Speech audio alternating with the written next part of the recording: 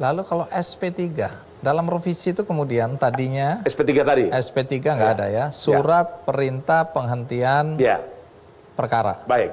Ya, kalau dulu kan tidak ada. Tidak ada. Sekali KPK menentukan seseorang jadi tersangka, dia akan diusut sampai tuntas. Tidak ada batas waktu juga. SP3 ini kan seakan-akan membatasi karena berlaku 2 tahun. Ya. Kalau tidak terbukti selama 2 tahun, ya selesai perkara itu harus ditutup. Nah, sementara perkara-perkara korupsi besar itu membutuhkan waktu yang panjang karena relatif nyelimet, ribet, rumit. Nah, orang kemudian melihat selain batas waktu tadi yang melemahkan KPK, ada peluang maklar kasus masuk di sini. Karena bisa mengatur agar perkara itu dihentikan. Sampai di sini apa komentar Anda? Kalau kita lihat Undang-Undang 19 2019, tentu kita tidak bisa melepaskan diri dari Undang-Undang 30 tahun 2002. Undang-Undang 30 2002 memang disebutkan bahwa KPK tidak dapat menghentikan penyidikan. Ini maknanya adalah KPK harus profesional melaksanakan tugas penegakan hukum. Tidak boleh menetapkan tersangka bila mana tidak ada cukup bukti. Jangan ada lagi terjadi menetapkan tersangka ternyata perhitungan kerugian negara yang belum ada. Sementara pasal 2, pasal 3 Undang-Undang Tindak Pidana Korupsi mengatakan harus ada kerugian negara. Tapi sudah ditetapkan dulu sebagai tersangka. Akhirnya apa yang terjadi? Tidak selesai-selesai, bertahun-tahun. Saya tidak mau nyebut salah satu kasusnya. Itu. Yang kedua, dengan tidak bisa menghentikan, itu kita dituntut hati-hati. Tetapi konsekuensinya juga adalah bagaimana terhadap penghormatan hak asasi manusia. Bagaimana juga dengan tujuan penegakan hukum. Karena tujuan penegakan hukum harus ada. 1, kepastian hukum, 2, keadilan, 3, kemanfaatan. Lah kalau orang tidak pernah, karena tidak mampu dimintain pertanggungjawaban pidananya, karena mungkin sakit permanen dan lain-lain, dan itu ada. Sampai hari ini belum kita hentikan. Sudah hampir 85 tahun umurnya. Belum kita hentikan. Nah, mungkin pembuat undang-undang, saya tidak bisa memahami bagaimana latar belakang pembuat undang-undang. Undang-Undang 19 2019 memberikan ruang untuk menjamin kepastian hukum. Dan pasal 5 disebutkan juga bahwa tujuan kita adalah kepastian hukum.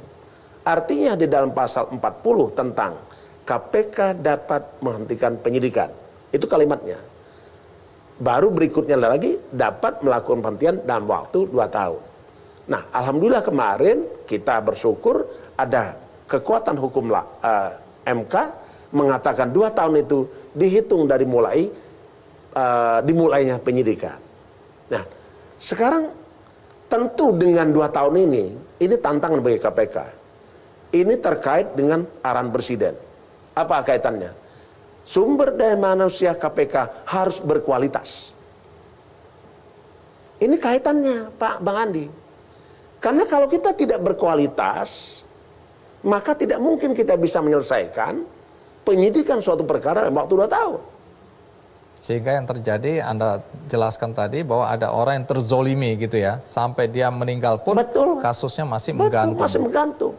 Nah, soal di bawah kepemimpinan Anda, KPK itu miskin prestasi. Ya, ICW pernah mengeluarkan data, ya, pada saat Anda memimpin, ya ini tahun lalu 2020, itu hanya melakukan tangkap tangan sebanyak 7 kali. Sementara sebelumnya tahun 2000 awal sebelum 19 itu ada 21 kali dan 2018 30 kali. Sampai di sini Anda dibilang miskin prestasi. Apa penjelasan Anda? Ya, cuma sayangnya yang membuat berita tidak sebut. Apa yang harus bahwa disebut? 2018 itu diputi penindakannya siapa? Itu satu. Ya. Jadi saya tidak ingin mengomentari kalimat itu, tetapi yang pasti saya bermain data. Kami punya data, di sini ada nih. Penindakan KPK di awal setiap tahun kepemimpinan. Saya ingin sampaikan, kita bandingkan di 4 jilid kepemimpinan. Jilid pertama misalnya di sini ada angkanya. Mulai dari terkait dengan penyelidikan, Ini sumber angkanya di mana? Dari KPK? Dari KPK, bukan dari saya. Baik. Ya. Lanjut. Jadi ini bisa ditayangkan nanti Bang Andi. Bisa. Di sini angka penyelidikan itu ada 22, 70, 77, 88 sampai 111. Di KPRA saya 111. Begini grafiknya. Artinya saya tidak tahu data yang mana yang dipakai oleh kawan-kawan tadi. Di penyidikan juga begitu, naik. Di penuntutan juga naik. Dari angka rata-rata grafiknya naik. Ada semua. Nanti kita bisa tayangkan. Oke, ya. Begitu juga dengan terkait dengan putusan hakim. Naik. Ini ada nih. 23, 38, 71, 92. Kita bermain angka. Saya tidak ingin menggunakan mimpi. Kalau kerugian negara yang berhasil diselamatkan, ini kembali lagi, ini kalau ini kritik secara umum aja ya. Banyak orang yang merasa kemudian KPK ini sebenarnya nggak perlu ada. KPK ini hanya pemborosan. Karena kos atau biaya yang dikeluarkan dalam operasional KPK berbanding dengan uang negara yang diselamatkan itu nggak berimbang. Kosnya besar, hasilnya kecil. Sampai di sini bagaimana Anda menjawab pertanyaan ini? Saya juga tidak ingin berdebat dengan pendapat itu.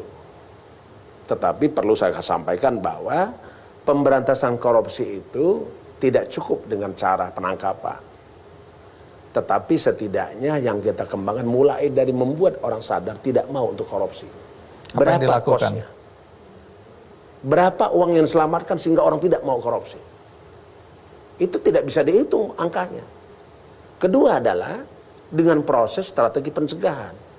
Berapa uang negara yang diselamatkan KPK karena orang tidak jadi korupsi karena tidak ada peluang.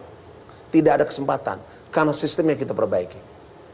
Berapa jumlah potensi kerugian negara yang kita lakukan dalam penyelamatan aset negara, aset BUMD, aset BUMN. Yang angkanya di tahun 2020 sebesar 592,1 triliun. Itu angka yang diselamatkan. Belum lagi yang sebenarnya diselamatkan sebelum terjadi. Ya, ditambah lagi dengan penindakan. Penindakan ada yang bersumber dari uang pengganti, ada uang denda yang masuk kepada PNBP. Pendapatan negara bukan pajak. Jadi pemberantas korupsi itu tidak hanya bisa dilihat dari berapa orang ditangkap. Kalau kita hanya dilihat dengan berapa orang ditangkap, itu hanya satu indikator keberhasilan pemberantasan korupsi.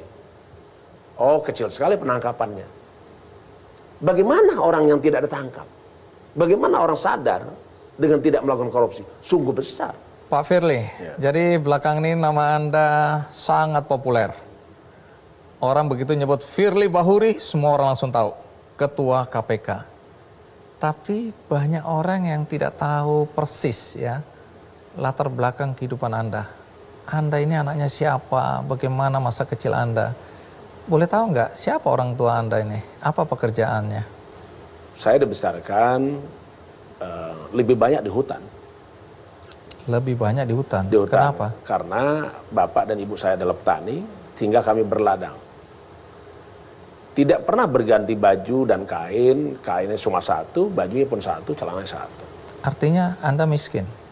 Saya tidak ingin mengatakan itu, karena kalau saya katakan itu, kelihatan saya tidak menerima keadaan. Tapi itulah keadaannya. Baju itu kalau basah kita jemur di atas api. Kita pakai sarung. Karena harus dipakai lagi. Harus dipakai lagi.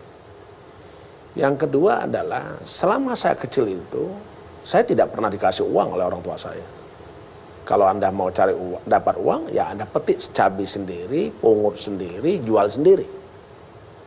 Dan saya sekolah tidak pernah pakai sepatu. Beruntung waktu itu, waktu kita SD, tidak ada kewajiban pakai sepatu. Dan tidak pula punya kewajiban untuk berseragam. Tidak pakai sepatu karena tidak mampu membeli sepatu? Tidak ada, tidak mampu membelinya. Anda berapa bersaudara? Saya ada 5 saudara, bapak saya namanya Pak Bahuri, terus ibu saya nama Tama. Itu adalah betul-betul petani. Jadi seberapa kita tidur menderitanya? di rumah tidak ada kasur, tidurnya di papan. Ranjang cuma satu, ranjang besi, kasur kapuk itu untuk bapak dan ibu. Anak-anak? Anak-anak tidur ngampar di papan, tidak ada kasur. Dan tidak ada bantal. Tadi Anda cerita soal sepatu. Saya pernah dengar bahwa Anda sekali-sekalinya pakai sepatu, tapi ada yang menuduh Anda mencuri sepatunya. Saat saya pulang sekolah, melalui tempat pembuangan sampah, saya lihat ada sepatu warna coklat, saya ambil. Mereknya Kikes, tapi sudah nggak ada tali. Oleh saya bawa pulang, saya bersihkan, saya cuci, terus saya semir, saya belikan tali baru. Esok harinya saya pakailah ke sekolah. Ketemu dengan yang punya sepatu. Dia lapor kepada kepala sekolah. Saya dipanggil, saya dituduh mencuri sepatu. Saya bilang, saya tidak curi sepatu. Saya menemukan di tempat sampah. Saya ambil, saya bersihkan. Akhirnya itu saya kembalikan. Jadi sepatu merek Kikes itu tingginya segini. Saya tahu, itu terkenal itu. Terkenal waktu itu kan. Karena kita seumur jadi. Itu paling top itu kan. Top sekali itu. Semua orang yang pakai Kikes bangga sekali. Warna coklat. Ternyata Anda hanya pakai 1 hari aja. 1 hari aja, saya serahkan. Astaga, jadi sesulit itu hidup Anda.